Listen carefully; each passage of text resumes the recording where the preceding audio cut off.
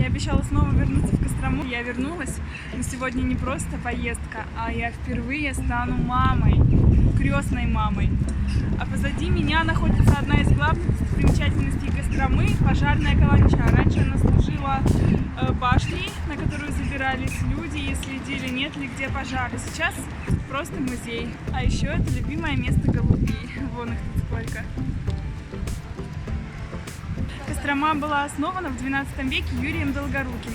Здесь, на Сусанинской площади, находится ему памятник, и сейчас мы к нему подойдем. Это здание позади меня – это музей Гауптваха. В прошлый раз мы в него ходили с Антоном, там очень много военных экспозиций.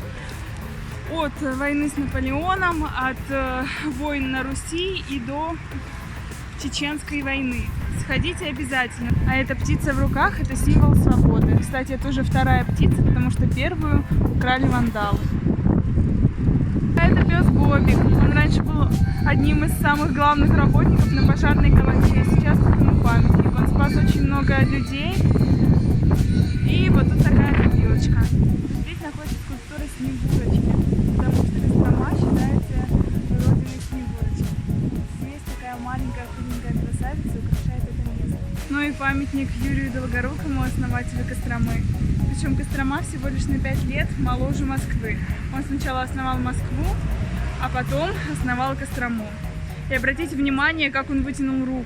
Она как бы говорит, что новый город Кострома будет здесь. А рядом с ювелирным магазином находится памятник ювелиру. Это кольцо воровали 3 раза. И поэтому сейчас оно настолько хорошо приделано, что его уже никак не снять. Здание позади меня очень интересное. Это не церковь, это планетарий местный. Вот как выглядит планетарий в Костроме. Опять памятник Ленину. Господи, они везде. Мне только что сказали, что памятник Ленину стоит прямо рядом со зданием наркодиспансера. Ну да ладно, в Костроме как минимум 4 памятника Ленину. Мне кажется, еще несколько лет, и они потеряют свою актуальность. Я уже подхожу в церковь. Вот здесь вот у меня будет проходить собеседование. И завтра здесь же будут проходить крестины.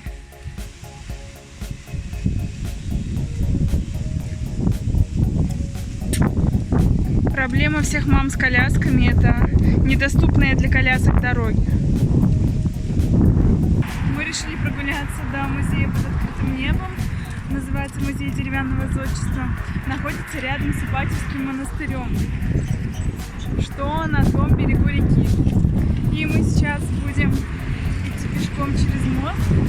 Даша говорит, это занимает примерно 10 минут. И будем там гулять. Какая-то небольшая часовня. Часовня царская Голгофа. Или Голгофа. В Костроме очень много храмов и церквей.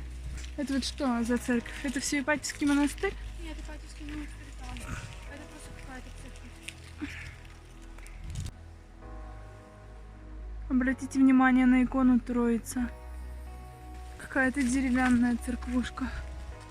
Как в Кижах.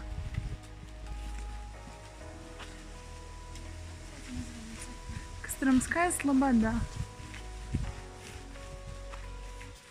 В прошлый раз мы были на машине, в этот раз я пешком, и пешком я могу гораздо больше увидеть, пройтись по таким улицам, по которым машины не проедут. Очень огромная территория у Ипатьевского монастыря. Именно Ипатьевский монастырь был первой постройкой города. Такие ворота тут у него. Башня. Такой Кремль на окраине города, потому что он реально напоминает Кремль.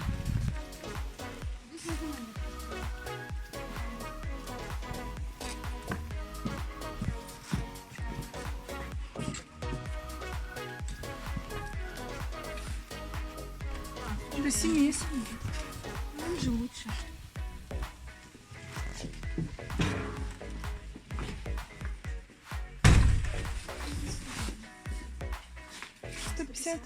Мы попали на территорию Костромской слободы, музея-заповедника. Тут сувенирная лавка, различные скульптуры и начало осмотра.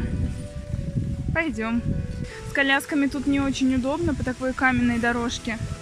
Имейте в виду. Этот музей-заповедник полностью деревянный. Да? Все деревянное. И деревья тоже деревянные. Уникальность этого музея-заповедника заключается в том, что все деревянные постройки, которые есть на этом месте, носят в себе определенный музей. И вот это позади меня, это церковь. Сейчас мы пойдем внутрь и посмотрим, что там такое. И мы идем внутрь. Такая старинная деревянная церковь.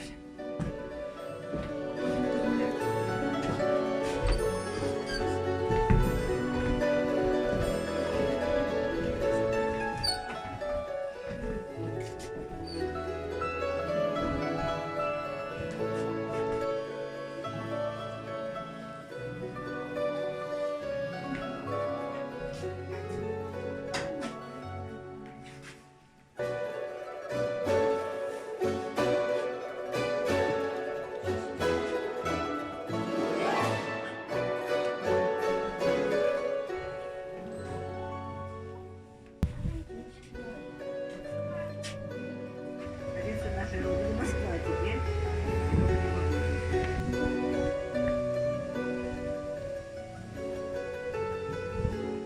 А мы пошли к следующей достопримечательности.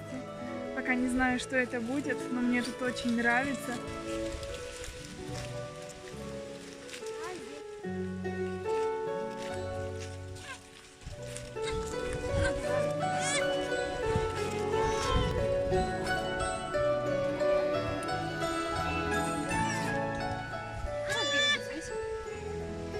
А мы идем к следующему строению. Оно очень похоже на маяк. Но мне кажется, это тоже какая-нибудь церковь. Это, скорее всего, Да, точно, возможно. О, избушка на курьих ножках.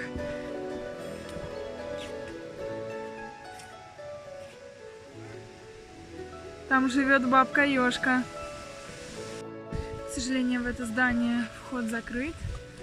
Там вот люди с луками стреляют по мишени. Но мы идем дальше. Наташа говорит, что территория небольшая. Я думаю, наоборот, большая. Можно спокойно гулять часа 2-3. Мы были на Мельничной поляне. Дома старообрядцев. Вот это вот.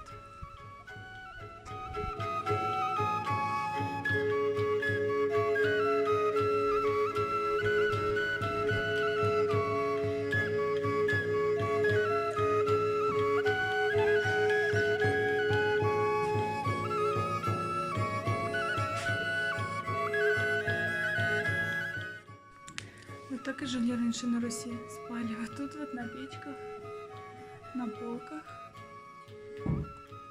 И существовали вот в этих комнатах. И на каждой кухне в углу был молитвенник.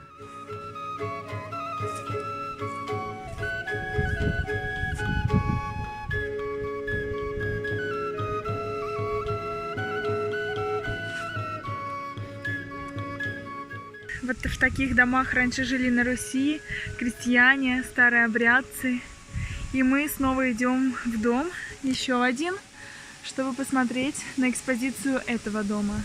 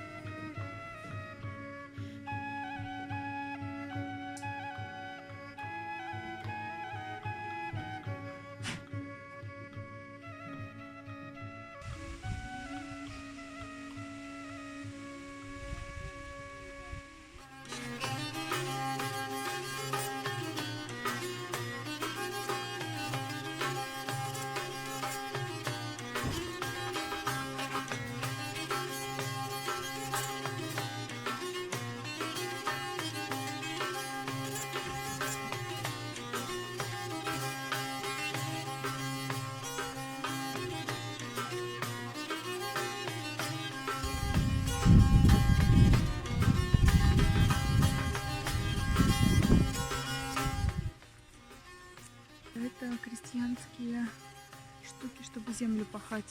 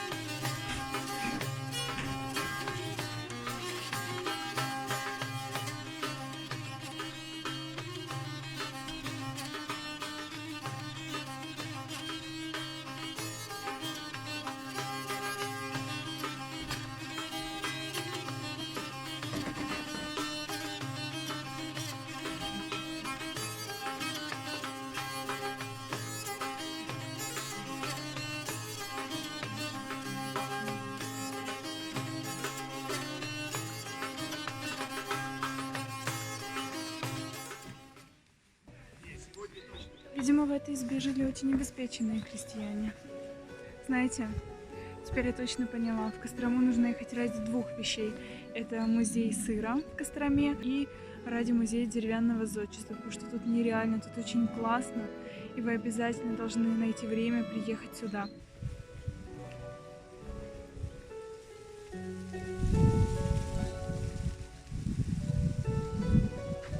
Вечереет.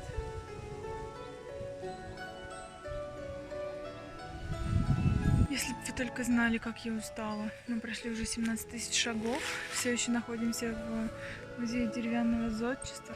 Нам еще обратно пешком идти километров 5. А я направляюсь к церкви деревянной, еще к одной. Мне кажется, она уже закрыта. Такие вот интересные тут ложки для фотозоны. Наташа фоткается. Небо такое красивое. Закат, монастырь. На реставрации великолепный Ипатьевский монастырь. А мы идем на Крестины. Буквально через пару часов я стану мамой. Нам только что сказали, что по той дороге, по которой мы идем, бегает лось. Теперь мы очень боимся. Встретим мы его, не встретим, но что-то страшно. Надеюсь, не встретим.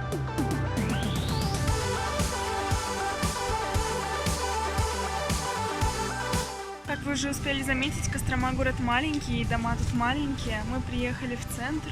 Главная достопримечательность – это торговые ряды. На Руси здесь люди торговали, сейчас находятся магазинчики, и мы пойдем шопиться.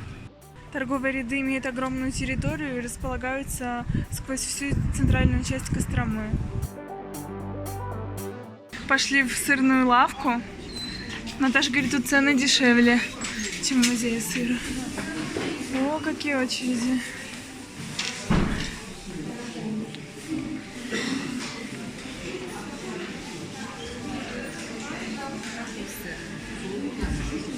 Местный костромской сыр. Сыров я ничего не купила, что-то мне лень стоит такую большую очередь. И не нашла свой любимый камамбер.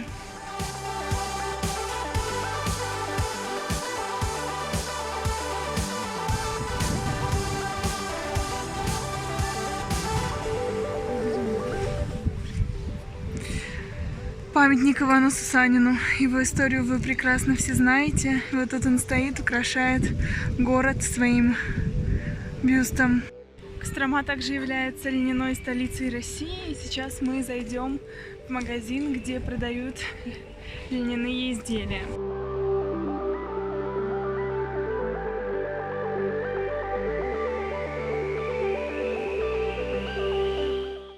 А мы уже подошли к территории парка имени Ленина, и Ленин, он показывает туда. Вот он, знаменитый музей сыра в Костроме. Такое двухэтажное здание находится рядом с набережной. В этот раз я на экскурсию не пойду, потому что я там уже была. Но я сейчас вам покажу корову.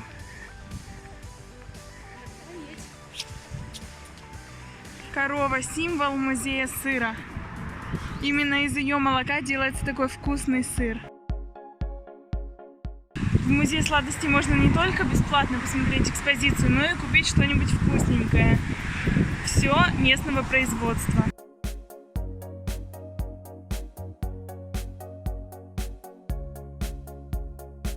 На этом месте раньше располагался Кремль, но во времена революции его снесли. И сейчас ведутся работы по его восстановлению. А знали ли вы, что Кострома стал первым российским городом, у которого появился свой герб? Произошло это в 1867 году, по-моему. Именно в Костроме родился Федор Волков, который в 1750 году открыл в Ярославле первый в России театр. А мы приближаемся к дому-музею Романовых. Конечно, мы не пойдем туда, потому что еще в прошлом видео я говорила, что там нечего смотреть. Но снаружи я вам покажу это здание. Вот такая вот красивая трехэтажная усадьба.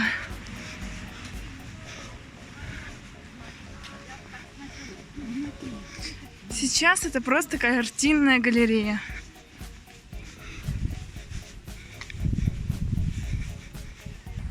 Посмотрите, история Костромы в картах. Вот такая вот Кострома небольшая. Посмотрите, как выглядит Костромской роддом. Очень старое здание, очень древнее. Надеюсь, изнутри там все современно и круто. Церковь святого Иоанна Златоуста. Все-таки богата наша Россия различными православными церквями. Это очень радует глаз. Каждая настолько индивидуальна, настолько уникальна, настолько красива. Наташа, расскажи какие-нибудь интересные факты о своем городе. Кострома – красивый город. Он расположен на двух реках. Костромка, на которой Ипатьевский монастырь находится, и, получается, на Волге. Волга с правой стороны сейчас от нас. В общем, у нас много музеев. У нас есть музей сыра. Сыр – это же костромская столица, у нас сырная такая. У нас очень много сыров изготавливают, особенно в Мантурово и в Костроме тоже. Вот. Еще у нас тут есть музей сладостей, музей льна и бересты. Но до него мы не дойдем сегодня. Это как-нибудь в другой раз.